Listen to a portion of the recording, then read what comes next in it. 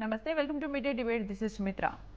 ఎన్ఆర్ఐని పెళ్లి చేసుకోవాలని, విదేశాల్లో మంచి జీవితం పొందాలని ఆడపిల్లలు కలలు కంటారు. తల్లిదండ్రులకు కూడా కూతురు ఆశపడ్డట్టు మంచి ఎన్ఆర్ఐని వెతికి పెళ్లిళ్లు చేస్తున్నారు. అయితే ఇటువంటి పెళ్లిళ్లలో ఎన్ని జంటలు కలకాలం కాపురం చేసుకుంటున్నాయి, ఎన్ని పెళ్లిళ్లు తక్కువ కాలంలోనే పెటాకులవుతున్నాయి. అంటే ఇలాంటి పెళ్లిళ్లు చేసుకుని భంగపడుతున్న వారి సంఖ్య ఎక్కువే అని తాజా గణాంకాలు చెబుతున్నాయి. ఇప్పటికే ఎన్ఆర్ఐ వివాహాలకు సంబంధించి పలు మోసాలు బయటపడ్డాయి. అసలు ఎందుకు ఇలా జరుగుతుంది, దీనికి కారణం ఏంటి, దీనిపైన ఈరోజు మీడియా డిబేట్లో చర్చిద్దాం.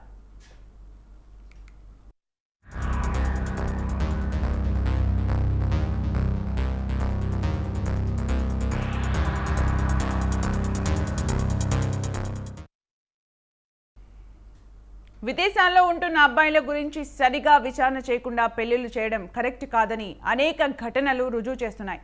చదువు కోసం అమెరికా, ఆస్ట్రేలియా, జర్మన్, బ్రిటన్ వంటి దేశాలకు వెళ్తున్న అబ్బాయిల్లో కొందరు అక్కడ అనేక ఇతర వ్యాపకాలు పెట్టుకుంటున్నారు.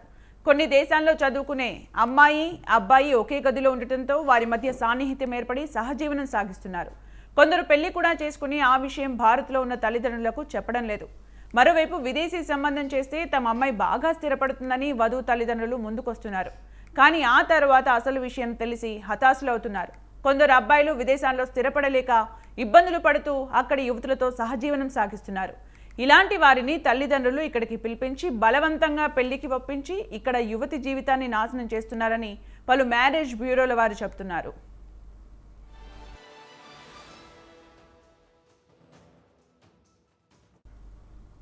ఇలా విదేశాల్లో ఉంటున్న అబ్బాయిలను పెళ్లి చేసుకుని మోసపోతున్న వారిలో గుజరాత్, పంజాబ్, తెలంగాణ రాష్ట్రాలకు చెందిన అమ్మాయిలు ఎక్కువగా ఉన్నారని జాతీయ మహిళా కమిషన్ గణాంకాలు చెబుతున్నాయి. హర్యానా, పంజాబ్లలో 32,000 మందికి పైగా అమ్మాయిలు కొన్నేళ్లుగా ఎన్ఆర్ఐలను పెళ్లి చేసుకుని మోసపోయారు. ఇలాంటి పెళ్లిళ్లలో జరుగుతున్న మోసాలపై జాగ్రత్తగా ఉండాలని జాతీయ మహిళా కమిషన్ చైర్మన్ రేఖా శర్మ అంటున్నారు. ఎన్ఆర్ఐ సంబంధం చేయాలనుకునే తల్లిదండ్రులు ముందుగా అబ్బాయి వివరాలు కావాలని, అతను ఉండే దేశంలోని భారత రాయబార కార్యాలయానికి లేఖ రాయొచ్చని ఆమె సూచించారు.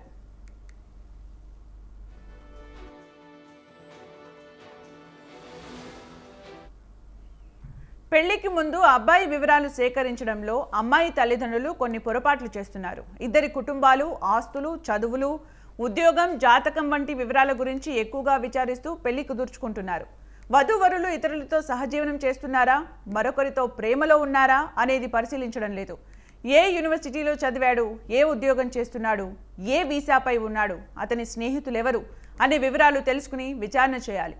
అమెరికాలో సహజీవనం లేదా పెళ్లి చేసుకునే తెలుగు అబ్బాయిలు ఇండియాలో ఎవరికైనా తెలుస్తుందేమోనని అమెరికాలో చుట్టుపక్కల నివసించే తెలుగు వారితో కలవకుండా జాగ్రత్తలు తీసుకుంటున్నారు.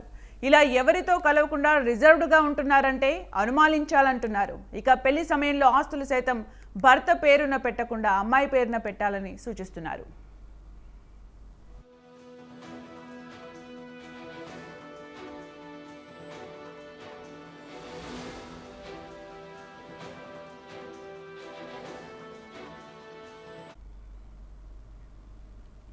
లగ్జరీ లైఫ్, అమెరికా లైఫ్ అని చూస్తూ అమ్మాయిలకు పెళ్లిళ్ళు చేసేస్తున్నారు. అక్కడికి వెళ్ళిన తర్వాత వాళ్ళు నరకయాతన పడుతున్నారు. కొంతమంది అయితే మ్యారేజ్ తర్వాత ఎప్పుడు హస్బెండ్ పిలుస్తారో యూఎస్కి వెళ్దామని వెయిట్ చేస్తూ వీసా పేరుతో ఇక్కడే ఉండిపోతున్న జంటలు కూడా ఉన్నాయి.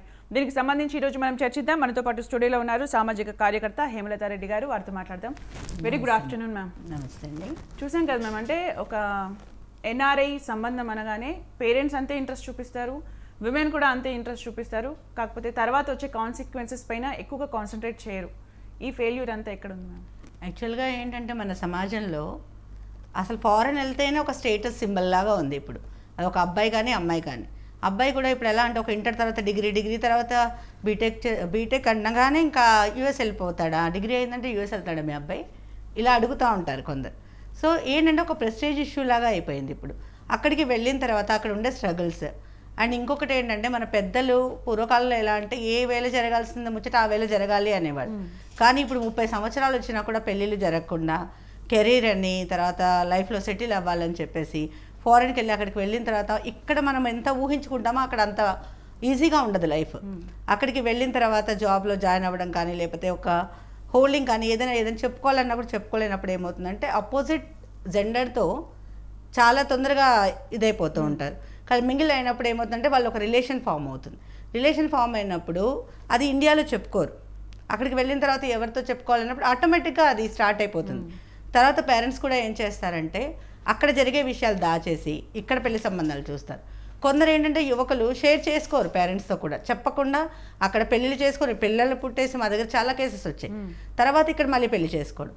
ఇక్కడ అమ్మాయిల తల్లిదండ్రులు కూడా ఎలా అంటే అమ్మాయిని ఫారెన్ పంపిస్తేనే సుఖపడుతుంది అనేసి వాళ్ళు మీరు అన్నట్టుగా ఎక్కువగా జాగ్రత్తలు తీసుకోవట్లేదు. ముందుగా అటేడు తరాలు ఇటేడు తరాలు చూడాలి అనేవాళ్ళు. ఇప్పుడు ఏం చూస్తున్నారంటే ప్యాకేజ్ ఎంత, అబ్బాయికి అక్కడ సొంత ఇల్లు ఉందా, లేకపోతే అబ్బాయి ఎవరితో ఇదే చూస్తున్నాడు తప్పితే అబ్బాయి చదువుకున్న ఫ్రెండ్స్ ఎవరు, ఏ యూనివర్సిటీ నుంచి వెళ్ళాడు, అక్కడ జాబ్ ఏంటి. చాలామంది కూడా జాబ్ విషయంలో కూడా ఫ్రాడ్ జరుగుతుంది. అక్కడ జాబ్ అని చెప్తారు, నేను ఇవాళ చదివాను అక్కడ జాబ్ చేస్తున్నాడని చెప్పేసి అమ్మాయికి పెళ్లి కుదిర్చారు. ఈ అమ్మాయికి అక్కడ జాబ్ వచ్చింది 3 months. సర్ప్రైజ్గా అక్కడికి వెళ్ళేటప్పటికి అబ్బాయి ఒక స్టోర్లో వర్క్ చేస్తున్నాడు. ఆల్రెడీ అతనికి పిల్లలు ఉన్నారు అక్కడ. సో పెళ్లి క్యాన్సిల్ చేసుకొని వచ్చింది. ఎంతమందికి అలాంటి అవకాశాలు ఉంటాయి. అలాగే ఏవైతే గణాంకాలను మనం చూస్తున్నామో అవన్నీ కూడా రియలిస్టిక్ కాదని నేను అనుకుంటాను. ఎందుకంటే చాలామంది అమ్మాయిలు బయటికి చెప్పుకోకుండా అంటే కొద్ది రోజులు అయితే సెటిల్ అవుతాడేమో, మధ్య అవుతుందేమో, తర్వాత మనం మింగిల్ అవుతాడేమో. అంటే ఇప్పుడు విమెన్ వచ్చేసరికి కొంచెం ఎమోషనల్లీ కనెక్ట్ అయిపోతారు. వన్స్ పెళ్లి అయిపోయిన తర్వాత తనకి జాబ్ లేదన్నా వస్తుందేమో అన్న వెయిటింగ్ ఒకటి ఏదైతే ఉంటుందో దాన్ని అస్త్రంగా మార్చుకుంటున్నారు వాళ్ళు చాలా మంది అని అనుకోవచ్చా? అతను మారుతాడు అంటే పెళ్ళి వచ్చిన వెంటనే. యాక్చువల్గా ఇంకా ఓపెన్గా చెప్పాలంటే ఒక అమ్మాయి పెళ్లి చేసుకుని వెళ్ళినప్పుడు చాలా ఆశలతో అక్కడికి వెళ్తుంది. ఆ కేరింగ్ కానీ తన అట్రాక్షన్ కానీ చూపించాలనుకుంటుంది. కానీ అబ్బాయి ఆల్రెడీ ఒక 6-7 years నుంచి వేరే అమ్మాయితో రిలేషన్లో ఉన్న అబ్బాయికి కొత్తగా ఇవన్నీ అనిపించవు. సో ఆ కేరింగ్ అది చూపించినప్పుడు వీళ్ళు ఏం చేస్తారంటే కొంచెం అలవాటు పడాలేమో అని చెప్పేసి వీళ్ళు గొడవ పడడం మొదలైనప్పుడు కొట్టడం అలాంటివి జరుగుతుంది. ఇంకొకటి ఏంటంటే ఫారిన్ కంట్రీస్లో డొమెస్టిక్ వైలెన్స్ని చాలా పెద్దగా తీసుకుంటారు. వీసాస్ క్యాన్సిల్ అవుతాయని, జాబ్ పోతుందని కూడా అమ్మాయిల్ని బెదిరిస్తూ ఉంటారు. వాళ్ళు ఎమోషనల్ బ్లాక్మెయిలింగ్. దానివల్ల కూడా పిల్లలు బయటికి చెప్పుకోరు ఆడపిల్లలు ఇక్కడ నుంచి వెళ్ళిన తర్వాత. అండ్ ఏంటంటే మెయిన్గా ఆడపిల్లలు ఏం చేయాలంటే ఇక్కడ నుంచి వెళ్ళిన తర్వాత వాళ్ళు సొంత కాళ్ళ మీద నిలబడడానికి ప్రయత్నం చేయడం లేదు. సరే సెటిల్ అవుతాడు, వస్తారు, ఇంట్లో చెప్పుకుంటే ఇంట్లో వాళ్ళు బాధపడతారేమో, కొన్ని లక్షలు పెట్టి పెళ్ళిళ్ళు చేసి కట్నాలు ఇచ్చుకొని చేసి ఆ ఊరంతా చెప్పుకున్న తర్వాత ఇప్పుడు ఏమవుద్దని చెప్పేసి చాలామంది ఆడపిల్లలు మేము చెప్తూ ఉంటాం, కౌన్సిల్ చేస్తాం. సరే మనం ఒక కంప్లైంట్ ఇవ్వు, కంప్లైంట్ ఇచ్చి వచ్చేసేయి, ఇండియాకి వచ్చేసి మేము వచ్చేలా చూస్తాం అన్న కూడా వాళ్ళు ఏమంటారంటే మేడం కొన్నాళ్ళు వెయిట్ చేస్తాం. రీసెంట్గా నాకు దగ్గరకు ఒక కేసు వచ్చింది జర్మనీలో. పెళ్ళయి వెళ్ళిన తర్వాత అబ్బాయి అసలు ఇంటికి రాడు. ఆ అమ్మాయి మాత్రం ఆ ఫ్లాట్లో ఉంటుంది. ఇక్కడ నుంచి మాత్రం చాలా గ్రాండ్గా పెళ్లి చేసి వెళ్ళారు. ఆ అబ్బాయి ఇంటికి రాడు. 3 days అమ్మాయికి తిండి లేదు.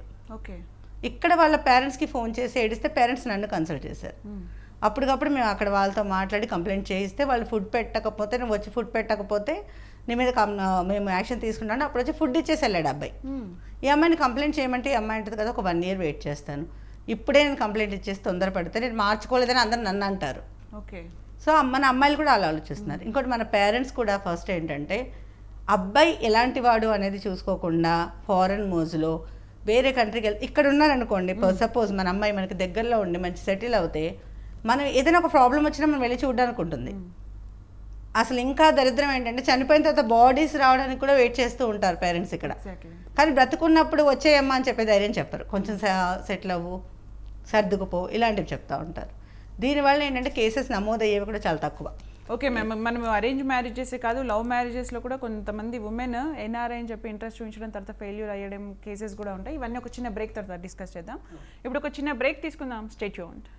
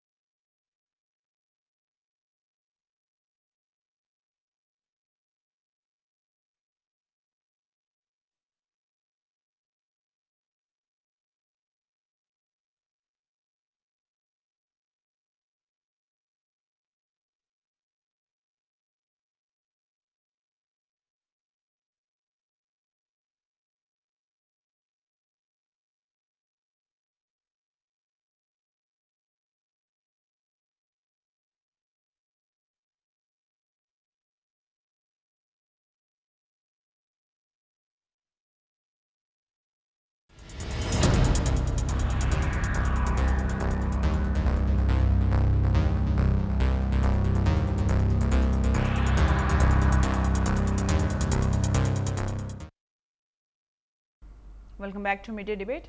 మ్యామ్, బేసికల్గా ఎన్ఆర్ఐ మ్యారేజెస్ అనగానే ఒకవేళ అరేంజ్ మ్యారేజ్ అయితే పేరెంట్స్ పైన నెపం నెట్టేసే ఛాన్స్ ఉంటుంది. కొన్ని లవ్ మ్యారేజెస్లో కూడా ఎన్ఆర్ఐ అని చెప్పి పెళ్లి చేసుకున్న తర్వాత సేమ్ ఇలాగే చూస్తున్నాం.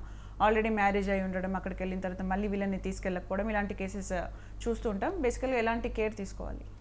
ఎక్కువగా ఈ లవ్ మ్యారేజెస్ అంటే కూడా వీళ్ళు ఫస్ట్ నుంచి కలిసి చదువుకున్న వాళ్ళు, లేకపోతే ఫేస్ టు ఫేస్ కలిసిన వాళ్ళు అయి ఉండరు. వీళ్ళంతా కూడా ఏంటంటే ఆన్లైన్ పరిచయాలు, లేదా ఇప్పుడు ఎక్కువగా ఏంటంటే మ్యారేజ్ బ్యూరోస్ అనేది ఎక్కువగా మన కల్చర్ పెరిగిపోయింది. ఇదివరకు ఏంటంటే సంబంధాలు మనకు తెలిసిన వాళ్ళలో, మన చుట్టాల్లో చెప్పి కలుపుకునేవాళ్ళు. ఇప్పుడు ఏంటంటే చుట్టాల్లో చెప్పడం తక్కువైపోయింది. ఎక్కువగా మ్యారేజ్ బ్యూరోస్ నుంచి, మ్యారేజ్ బ్యూరోలో ఒక ప్రొఫైల్ వచ్చిన తర్వాత వీళ్ళు మాట్లాడుకొని కొన్ని రోజుల తర్వాత వీళ్ళు లవ్ చేసుకొని అక్కడ విషయాలు చెప్పరు. వాళ్ళు చెప్పకుండా దాచిన తర్వాత వీళ్ళు లవ్ చేయడము, ఇంట్లో వాళ్ళని ఒప్పించడం, పెళ్లి చేసుకోవడం, పెళ్లి చేసిన అక్కడికి వెళ్ళిన తర్వాత నిజాలు బయటపడటం. అదే అమ్మాయి కానీ ఎక్కువ మటుకు అబ్బాయిలని చెప్పలేం, కానీ అమ్మాయిలు ఎక్కువగా ఇలా మోసపోతూ ఉంటారు. ఎన్నో కేసెస్ మనం చూస్తుంటాం. ఒక సంవత్సరం 2 సంవత్సరాలు మాట్లాడుకున్న తర్వాత కూడా వీళ్ళు ఎంతసేపు వాళ్ళు పెట్టే స్టేటస్లు, ఆ స్టోరీస్ ఇవే చూస్తారు తప్పితే వీళ్ళు రియల్ లైఫ్ ఏంటి, వీళ్ళు ఏ టైంకి పడుకుంటున్నారు, ఏ టైంకి లేస్తున్నారు, ఏం చేస్తున్నారు అనేది ఆలోచించరు. అలాగే పేరెంట్స్ కూడా ఎప్పుడైనా అమ్మాయి ఒకసారి ఫారెన్ వెళ్ళాలి అనుకున్నప్పుడు అక్కడే జాబ్ వచ్చి ఆ అమ్మాయికి అక్కడ సంబంధించే వీసా దొరికేలాగా చేస్తుంటే ఏంటంటే తను ఫైనాన్షియల్గా ఇండిపెండెంట్ అవుతుంది. అప్పుడు అక్కడ ఏదైనా ప్రాబ్లం వచ్చినా కూడా ఫేస్ చేయగలుగుతారు. అలాగే అమ్మాయిలు ఎప్పుడు కూడా చేసుకొని అతని మీద డిపెండ్ అవుదామని వెళ్ళకుండా వాళ్ళు సొంతంగా వాళ్ళ ఎడ్యుకేషన్కి తగ్గట్టుగా అక్కడ ఏదైనా జాబ్ వస్తుందా అని చూసుకొని అక్కడికి వెళ్ళగలిగితే చాలా మటుకు ఇలాంటి సమస్యలు తగ్గించవచ్చు. అలాగే కట్నం అనేది ఇస్తున్నప్పుడు పూర్తిగా ఏంటంటే అత్తగారికి అప్పగించేయడం. అమ్మాయికి పెట్టిన గోల్డ్ కూడా ఇక్కడ ఇండియాలో అప్పగించేసి వెళ్తున్నారు అమ్మాయిలు, చాలామందిని చూసాం. ఇప్పుడు ఏంటంటే పుట్టింటి నుంచి వచ్చిన ఏదైనా కూడా స్త్రీధనం ఆ స్త్రీకే హక్కు ఉంటుంది. కానీ ఏం చేస్తున్నారంటే ఇక్కడ అత్తగారులకి ఇచ్చేయడం, లేదైతే ఏదైనా ల్యాండ్ కానీ ఏదైనా ఇచ్చినప్పుడు, ప్రాపర్టీ ఇచ్చినప్పుడు అది అబ్బాయి పేరున పెట్టేయడం జరుగుతుంది. దానివల్ల ఏంటంటే వీళ్ళు తర్వాత చాలా లాస్ అవుతున్నారు. ఒకటి మ్యారిటల్గా ఇలా లాస్ అవుతారు, తర్వాత ఫైనాన్షియల్గా లాస్ అవుతున్నారు. దీనివల్ల కొందరు అమ్మాయిలు అటు చావలేక, ఇటు బ్రతకలేక, ఇంట్లో చెప్పుకోలేక ఎన్నో బాధలు పడుతున్న అమ్మాయిలు మనం చూస్తున్నాం. మనం ఇప్పుడు మీరైతే ఏ గణాంకాలు చెప్తున్నారో అవన్నీ 50% కూడా కాదని నేను అనుకుంటాను. చాలామంది కూడా వచ్చేస్తారు, సైలెంట్గా ఉంటారు. ఇంకొక పెద్ద విషయం ఏంటంటే పెళ్లి చేసుకొని 2 నెలల్లో తీసుకెళ్తాడు, 3 నెలల్లో తీసుకెళ్తాడు అని చెప్పేసి ఇక్కడ అమ్మాయిని అత్తగారు ఇంట్లో వదిలేసి వెళ్ళిపోతారు. అమ్మాయికి పెట్టే ప్రతి ఒక్క వస్తువు ఇక్కడ అత్తగారింట్లో ఉంటుంది, అబ్బాయి మాత్రం ఎక్కడే ఉంటాడు, అమ్మాయి మాత్రం ఇక్కడే ఉంటుంది. ఈ అమ్మాయికి వీళ్ళు ఎంత రిస్ట్రిక్ట్ చేస్తుంటారంటే ఈ అమ్మాయి జాబ్ చేయాలన్నా, ఇండిపెండెంట్గా కూడా ఉండాలన్నా ఉండనివ్వరు. అందుకే తల్లిదండ్రులు ఏంటంటే ఫస్ట్ అమ్మాయిని ఇండిపెండెంట్గా ఉండడమే నేర్పిస్తే కానీ ఇవన్నిటికీ మనము చెక్ పెట్టలేమండి. ఓకే, మనతో పాటు ఓయూ జేఏసీ నాయకురాలు బాలలక్ష్మి గారు ఫోన్ లైన్లో సిద్ధంగా ఉన్నారు. Good afternoon ma'am. Good afternoon అండి. ఈరోజు టాపిక్ చూసారు కదా మ్యామ్, ఎన్ఆర్ఐ మ్యారేజెస్ అని చెప్పి చేసుకున్న తర్వాత మహిళలకి చాలా ఇబ్బందికరమైన వాతావరణాన్ని సృష్టిస్తున్నారు. అసలు ఎలాంటి జాగ్రత్తలు తీసుకుంటే బాగుంటుంది, అసలు దీనిపైన మీ ఒపీనియన్ ఏంటి? ఖచ్చితంగా మేడం, ఇది మేము చాలా కాలంగా అందరం అబ్జర్వ్ చేస్తున్నటువంటి విషయమే. ఎన్ఆర్ఐ సంబంధం అనేసరికి ఫస్ట్ తల్లిదండ్రులకి, పిల్లలకి ఏంటంటే మేము వెళ్ళి విదేశాల్లో స్థిరపడిపోవచ్చు, చాలా సొసైటీలో మేము ఒక స్టేటస్ తో బతకొచ్చు అనేటువంటి ఒక ఒపీనియన్ పేరెంట్స్ కు ఉంది. ప్లస్ ఆ పెళ్లి చేసుకోవాలనే అమ్మాయిలకు కూడా ఉంది. ఇటువంటి కోణంలోనే ఇట్లాంటి మ్యారేజెస్ కి ఎక్కువ మొగ్గు చూపుతున్నారు అనేటువంటిది నా అభిప్రాయం మేడం. దీంట్లో కొంతమంది ఎన్ఆర్ఐలు అయితే ఆల్రెడీ తెలిసిన సంబంధాలు, రిలేటివ్స్ ఉన్న వాళ్ళని చేసుకున్న వాళ్ళు బాగానే ఉంటున్నారు.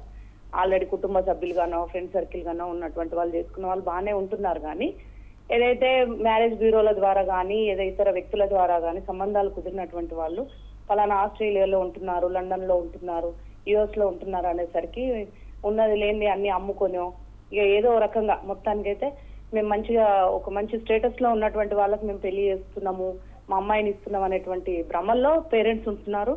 నాకు ఒక మంచి విదేశీ సంబంధం దొరికింది, నేను విదేశాల్లో సెటిల్ అయిపోవచ్చు అనేటువంటి భ్రమల్లో అమ్మాయిలు కూడా ఉంటున్నారండి. ఇది సొసైటీలో జరుగుతున్నది. ఇక నెక్స్ట్ థింగ్ వచ్చి ఇట్లాంటి పెళ్లిళ్ళు చేసుకునేటువంటి క్రమంలో మన పెద్దలు ఊరికే అనలేదండి, అటు 7 తరాలు ఇటు 7 తరాలు చూడాలి పెళ్లి చేయాలంటే అని చెప్పేసి మాట్లాడినటువంటి సందర్భం ఉంది. మరి దీంట్లోనే ఇంకో మాట కూడా వస్తుంది, 1000 అబద్ధాలు ఆడైనా ఒక పెళ్లి చేయాలన్నారు. కానీ అబద్ధం ఆడి పెళ్లి చేస్తే అది ఎట్లాంటి పరిస్థితి ఎదురవుతుంది అనేటువంటిది సొసైటీలో కనబడతా ఉంది. కానీ ఇందులో నేను ప్రామాణికంగా అంటే మాత్రం అటు 7 తరాలు ఇటు 7 తరాలు చూడాలి అనేటువంటి దాన్ని మాత్రం నేను ప్రామాణికంగా తీసుకుంటాను మేడం. ఎందుకు తీసుకుంటాను అంటే లవ్ మ్యారేజ్ చేసుకునేటువంటి వాళ్ళు కావచ్చు, అరేంజ్ మ్యారేజ్ చేసుకునేటువంటి వాళ్ళు కావచ్చు, పెళ్లి చేసుకొని లైఫ్ లో సెటిల్ అవ్వాలనుకునేటప్పుడు ఆ కుటుంబ నేపథ్యము, ఆ అబ్బాయి ఏం చదువుకున్నాడు, ఎక్కడ ఉద్యోగం చేస్తున్నాడు, నిజంగా అతను ఆ ఉద్యోగం చేస్తున్నాడా చేస్తలేడా, నిజంగా ఆ పేరెంట్స్ వాళ్ళ పేరెంట్స్ అయినా, వాళ్ళ పూర్వోత్తరం అనేది తెలుసుకోకుండానే గుడ్డిగా నమ్మి వెళ్ళిపోతా ఉన్నారు. ఇలాంటి టైంలో ఖచ్చితంగా ఒక ఎన్ఆర్ఐ సంబంధం వచ్చింది అని అంటే మంచి అయినా చెడైనా సరే దాన్ని ఫేస్ చేయడానికి సిద్ధంగా ఉండాలనేటువంటిది మనం ప్రధానంగా నిర్ణయించుకోవాలి. ఇటువంటి క్రమంలో ఏమవుతుందంటే పెళ్లి సంబంధాలు చూసినప్పుడు అబ్బాయి వాళ్ళని కానీ ఆ అబ్బాయి పేరెంట్స్ ని కానీ ఎవరినైనా వివరాలు అడిగితే తర్వాత ఏమైనా ఇబ్బంది అవుద్దేమో, పెళ్లి చెడిపోతుందేమో అనేటువంటి బాధలో ఉంటున్నారు. కానీ పెళ్లి అయిన తర్వాత బాధలు అనుభవించే కంటే కూడా ఇంక్లూడింగ్ మెడికల్ రిపోర్ట్స్ తో సహా, ఎందుకంటే ఎన్ఆర్ఐలుగా ఉన్నటువంటి వాళ్ళకు మెడికల్ రిపోర్ట్ కూడా చూడాల్సినటువంటి అవసరం ఉంది. ఇక్కడ కూడా పెళ్లిళ్ళు చేసుకునే అమ్మాయిలు అబ్బాయిలు కూడా మెడికల్ టెస్టులు కూడా చేయించుకోవాలనేది నేను ప్రధానంగా చెప్తాను మీ వేదిక ముఖంగా, మీ ఛానల్ ద్వారా. ఖచ్చితంగా పెళ్లి చేసుకునేటువంటి క్రమంలో అబ్బాయి పుట్టుపూర్వోత్తరాలు, వాళ్ళ పేరెంట్స్, ఆయన చేస్తున్న ఉద్యోగం, ఆయన మెడికల్ రిపోర్ట్స్, వీటన్నిటిని ఖచ్చితమైన ఆధారాలతో చూసిన తర్వాతే ముందుకు వెళ్లాల్సినటువంటి అవసరం ఉంటది. అట్లా వెళ్ళినప్పుడు మాత్రమే ఇట్లాంటి కొన్ని సంఘటనలు జరగకుండా ఆపొచ్చు. ఒకవేళ అన్ని కరెక్ట్ గా ఉన్నా కూడా వెళ్ళిన తర్వాత అభిప్రాయ భేదాలతో విడిపోయే జంటలు ఉన్నారు, అది వేరే టాపిక్ అనుకోండి. మీరు అడిగిన దాని ప్రకారం అయితే కనుక నా అభిప్రాయం ఇదే. బాలలక్ష్మి గారు, అభిప్రాయ భేదాలతో విడిపోవడం అంటే మ్యూచువల్ గా వాళ్ళిద్దరి ఇష్టము. కానీ విక్టిమ్స్ గా అమ్మాయిలు ఒకవేళ ఫారెన్ కి వెళ్ళిన తర్వాత ఇబ్బందులు పడితే వాళ్ళు ఏం చేస్తే బాగుంటుందని మీరు సలహా ఇస్తారు? మోరల్ సపోర్ట్ చాలా చాలా ఇంపార్టెంట్ వాళ్ళకి. అవును, 100%. ఎప్పుడైతే విదేశాలకు భర్తతో వెళ్ళి, ఇప్పుడు 2 రకాలు, ఒకటి పెళ్లి కాగానే విదేశాలకు వెళ్ళిపోతారు భర్తతో, అది ఒక రకము. కొందరేమో వెళ్లకుండా ఇక్కడే ఉండిపోతారు, అబ్బాయి మాత్రం తర్వాత వచ్చి తీసుకెళ్తాడని చెప్పేసి ఇక్కడే ఉండి హెరాస్మెంట్లకి గురవుతున్నటువంటి పరిస్థితులు ఉంటాయి. అటువంటి సమయంలో మన చట్టంలో ఖచ్చితంగా మనకు లాకు సంబంధించి సరైన చట్టాలు ఉన్నాయి, సరైన మార్గాలు ఉన్నాయి. కోర్టు ద్వారా మనం దాన్ని ప్రొసీడ్ అవ్వచ్చు. ఒకవేళ విదేశాలలో గనక అట్లాంటి పరిస్థితులు ఎదుర్కొంటే ఖచ్చితంగా అక్కడ ఉన్నటువంటి న్యాయ వ్యవస్థ, పోలీస్ వ్యవస్థ ద్వారా అమ్మాయిలు ఆ ఊబి నుంచి బయటపడేటువంటి ప్రయత్నం చేయాలండి, ఖచ్చితంగా చేయాలి. ఎందుకంటే విదేశాలలో కూడా పోలీస్ సపోర్ట్ ఉంటది, లీగల్ సపోర్ట్ ఉంటది. డెఫినెట్ గా ఏదో ఒక మార్గంలో, ఏమీ తెలియకుండా వెళ్ళినా కూడా ఏదో ఒక మార్గంలో ఎట్లనో ఒకట్లా మనకు పోలీస్ అండ్ లీగల్ సపోర్ట్ తీసుకొని బయటికి రావాల్సినటువంటి అవసరం ఉంటది. ఇక్కడ కూడా అట్లనే పోలీస్ అండ్ లీగల్ సపోర్ట్ తీసుకొని బయటకు వస్తేనే వాళ్ళకి సెక్యూరిటీ ఉంటది. లేదు అనుకుంటే పరువు పోతుందనో లేకపోతే ఏదో భరించేద్దామో అనుకుంటే ఇక వాళ్ళే అనుభవించాల్సినటువంటి పరిస్థితి ఉంటది. ఖచ్చితంగా బయటికి రావాలి, పోలీస్ అండ్ లీగల్ సపోర్ట్ తీసుకొని బయటికి రావాలి. వచ్చినప్పుడు దాన్ని స్టాండర్డ్ గా నిలబడి ఎదుర్కోవాలి. అయ్యో ఇంత ఖర్చు పెట్టినాం కదా, పెళ్లి చేసుకున్నాం కదా, ఇప్పుడు బయటికి ఎక్కితే రోడ్డుకి ఎక్కితే ఏమవుతుందో అని పరువు కోసమో ఇంకా దేనికోసమో పాకులాడుతూ పోతే జీవితమే నాశనం అయ్యేటువంటి పరిస్థితి ఉంటది. కాబట్టి ఎప్పుడైతే పెళ్లి చేసుకున్న తర్వాత సమస్యలు ఎదురైతాయో ఆ సమస్యని ధైర్యంగా ఎదుర్కొనేటువంటి ధైర్యం తల్లిదండ్రులకు ఉండాలి, పిల్లలకు కూడా ఉండాలి. ఇక్కడ అట్లాంటప్పుడే మనకు చట్టంలో ఉన్నటువంటి అన్ని మార్గాలు మనకు సపోర్ట్ చేస్తాయి. ఖచ్చితంగా అటువంటి సపోర్ట్ తీసుకొని ముందుకెళ్లడం అనేది నా అభిప్రాయం అండి. బాలలక్ష్మి గారు, ఫైనల్ గా చెప్పండి, అంటే ఎన్ఆర్ఐ సంబంధం వచ్చింది అని అంటే ఎన్ఆర్ఐ సంబంధం బెటర్ అంటారా, లేకపోతే లోకల్ గా మనకు తెలిసిన వాళ్ళని పెళ్లి చేసుకోవడం బెటర్ అని మీరు చెప్తారా? మీ ఒపీనియన్ ఏంటి అసలు? నేనేమంటానంటే మేడం, ఇప్పుడు చాలా మంది లవ్ మ్యారేజ్, అరేంజ్ మ్యారేజ్ లాగా, ఇప్పుడు మీరు NRI marriage and local marriage అనేటువంటి మాట్లాడుతున్నారు. ఎన్ఆర్ఐ మ్యారేజ్ అయినా, అరేంజ్డ్ మ్యారేజ్ అయినా, లోకల్ మ్యారేజ్ అయినా, లవ్ మ్యారేజ్ అయినా ఒకరినొకరు తెలుసుకోవాల్సినటువంటి అవసరం ఉంది.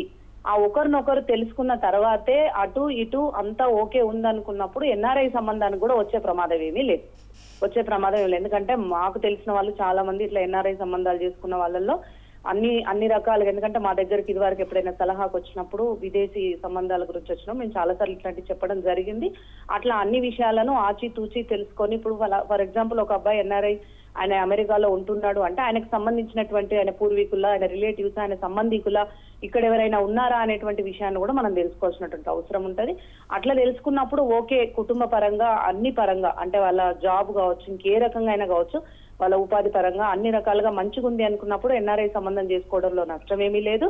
రెండోది లోకల్ సంబంధాలు అంటే ఏదైనా మంచి చెడు జరిగినప్పుడు ఇమ్మీడియట్ గా రెస్పాండ్ అవ్వడానికి పేరెంట్స్ కానీ ఫ్రెండ్స్ కానీ ఎవరైనా అందుబాటులో ఉండాలంటే విదేశాల్లో కాకుండా సొంత దేశంలో ఉన్నటువంటి సంబంధాలు తీసుకున్నప్పుడు ఆబ్వియస్లీ అందరు దగ్గర ఉంటారు.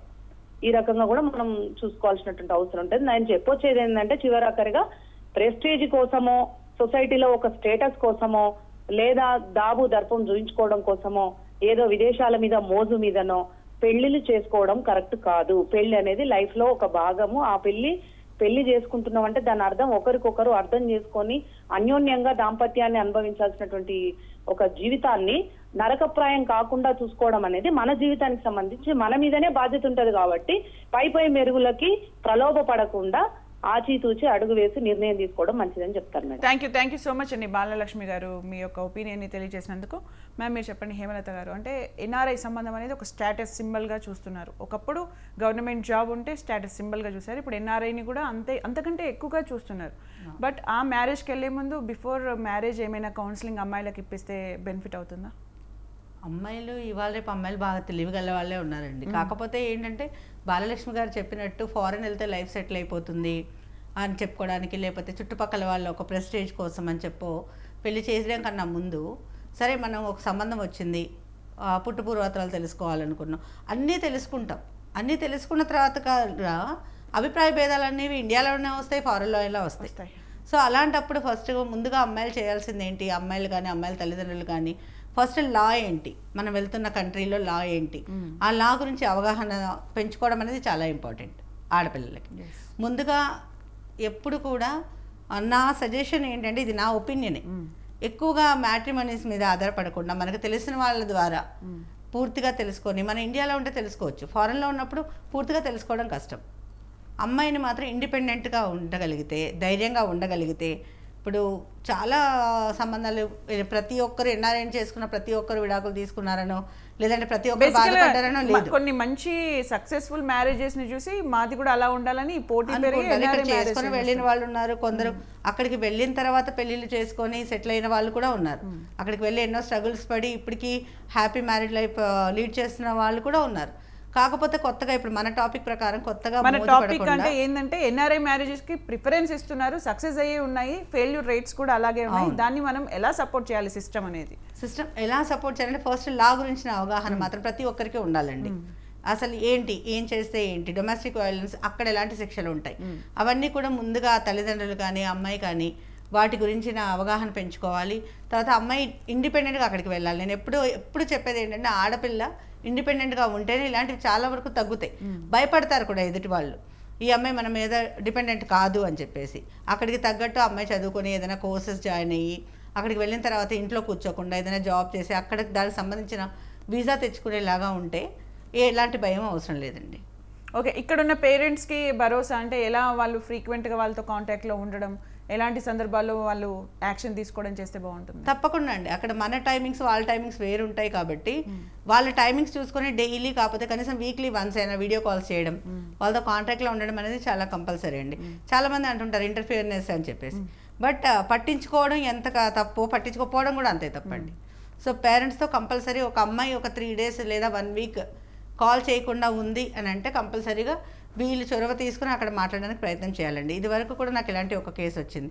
ఇది మనం డిబేట్లో మనం మాట్లాడాము. ఒక 4 years బ్యాక్ ఒక అమ్మాయిని పెళ్లి చేసుకుని తీసుకెళ్ళిపోయాడు. 6 years అసలు అమ్మాయితో ఫోన్ లేదే ఏం లేదు. బాబు పుట్టాక తీసుకొని వెళ్ళాడు అతను. లేదు తర్వాత మనం అప్పుడు సుష్మా స్వరాజ్ గారు ఉన్నారు, ఆవిడ ద్వారా మనం అమ్మాయిని రప్పించగలిగాం ఇండియాకి. సో ఇలాంటి కేసెస్ జరగకుండా ఉండాలంటే పేరెంట్స్ తప్పకుండా కమ్యూనికేషన్ ఉండాలి. ఇవాళ రేపు ఏంటంటే మనకి వాట్సాప్లో ప్రతిదీ చూడొచ్చు, ఎక్కడ ఉన్నారు ఏంటి ఇవన్నీ కూడా.